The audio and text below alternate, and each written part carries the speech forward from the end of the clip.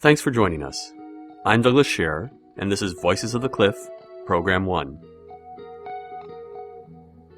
My guest today is Carmela Bennett, who researches and works with somatic learning as a form of leadership development.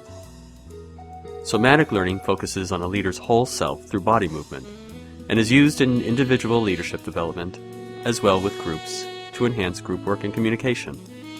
The somatic philosophy would consider that, without your body, you can't be a leader. So in the body, if the body is now considered in a much broader sense, so that it's not just your physical sense, your physical flesh, but it's all of who you are. It's your emotions, it's your language, it's your responses, your all your senses, and your cognition. Okay, then that's who you are as a leader. So all of those things together are going to be what you present to the world. And what you present into the world is who you are as a leader. Carmela's experience includes decades as professional counselor, dance therapist, professional dancer, and Aikido black belt. She is currently researching the practice and outcomes of a program that uses somatic learning in leadership and group development. One of the goals of somatic learning is to help participants become more authentic leaders.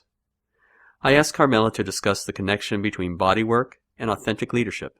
The fundamental starting point is going to be to become aware of, what are my values, what are my morals, what are my beliefs, where do they come from? How do they get exhibited every day in the relationships that I have, or the people that the ways that I speak, the ways that I hold myself, which is also a huge part of somatic training is training the body to be a leadership presence.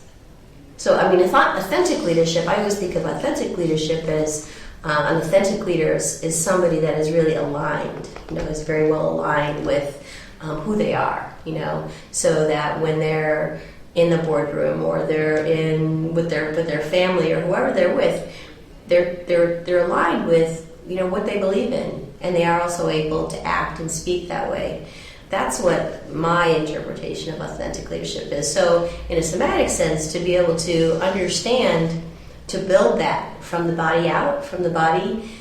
So how does the way I stand, say, or how does the way I sit, or how does my posture reflect my values and my beliefs? Because it really does. How we stand in our posture and our gestures and our language and all those things are reflections of what's going on inside with our cognition, our emotions, all those things together. There's a phrase that this guy that I'm working with, Josie Heckler, says. He says, the body doesn't lie. And it's really true. And people can become very good observers, too, of others, and understanding better through somatic practices what's going on with that person, just by becoming a better observer of themselves and in other people. Carmela went on to describe somatic learning in terms of Aikido and the importance of being a centered leader. I do Aikido. Well, Aikido is really considered a mind-body practice, although it's a martial art, because the concept of the way that Aikido actually works, if you want to say works, is because it's about whatever's going on with the person is what's going to be exhibited in the practice. So the training is actually training the body to be able to respond in certain ways that are, in the martial sense, would be effective if they were actually an attack, say. Mm-hmm. But in the real world sense would be in a manner that would be healthy or productive or effective for that person, so that body training can really help people respond in a more centered way. So it's not that people never get off center, but they learn through this training to just get back on a lot quicker. There is a spirituality component to somatic learning that aims to integrate relationships between the self, the organization, and the world outside the organization. I asked Carmela to help us better understand those relationships. I believe, and I think many people do, and certainly this organization does, that we're all spiritual beings.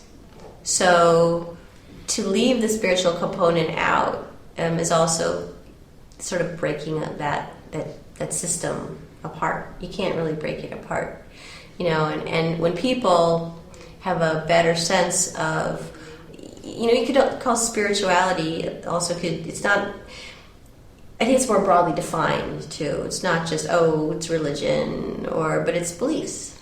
Your spirituality, what do you believe in? Or is it mean that a God to you, or is it a strong belief in yourself, or is it, what is it? And helping people to understand what that is for them, I think, is also part of the spiritual piece. So spirituality, especially even in the literature, you can see that it's become really broadly defined. I think with spirituality, we also get the sense of caring for others. So that's a piece of, I think, the spirituality piece is that it's not just about gain for self, it's gain for others, which is a huge piece of also the authentic leadership stuff with literature and philosophy. I guess, from what I've seen and read in this organization that I'm working with, that to develop your spirituality, whatever that is meaningful to you, whether it's a meditation practice, so my sense of spirituality is that I have I'm able to go inward and have an understanding of who I am as a spiritual being, or if it's connecting with more of an entity or a belief system, makes one a much stronger, more powerful leader, and more a holistic self. Sounds like something we really need now too. We hear a lot about that, don't we? That the whole issue, economic meltdown, and how that's really been an exhibition of how that hasn't been present with a lot of leaders and leadership in our culture. We're getting socked, I think, on all sides from, what's the place of spirituality? And it's so dicey, and corporations, they don't seem to really want to allow that there. The motto, I'm okay, you're okay. Mm-hmm. It's a little bit duplicitous, right? Because it's about the self. And in one way you could see how if you have a total belief in yourself, that even being greedy could be a potential interpretation of that. How do we come to terms with that? Well, I think that sounds like a really literal interpretation of that. I'm okay, you're okay. I don't understand. It's not my understanding that that's what's meant by, it's I'm okay, and therefore I couldn't care less what you do. Or because the other thing about Gestalt is that it's all about relationships. That relationships are the core of who we are as people. That we can exist, or we can. Some people do, but that we exist in relationship to other people. So. You're not going to connect. You're not going to be able to connect with other people very well if it's all about you. So becoming more of an authentic leader also helps you become more interactive and more in touch with the others around you. Oh, it's huge. It's huge. The only authentic leadership is about developing relationships and communication. All these things, I think about them, and they're so connected, because all these philosophies, they really are talking about the same thing, that, we exist in relationship to others, or really, Aikido is about that. You practice to be able to develop in Aikido, you have to have a partner. You're doing this with a partner, so the practice is with someone else, and that's where you're able to reflect on your own self. How can you can't, it's harder a lot of times to reflect on who you are if there's no one else there. If you have no other relationships, the more you have a sense of who you are, of yourself, the more you're able to extend yourself to others and create empathy. So the more you understand yourself, and the more you're able to extend yourself to others, you build leadership. That's what leadership is about, right? You're leading others, But also, in that sense, you're wanting what's best for them. It's not just about, well, what's best for me as the leader. Mm-hmm. Authentic leadership is really about developing the leader in others.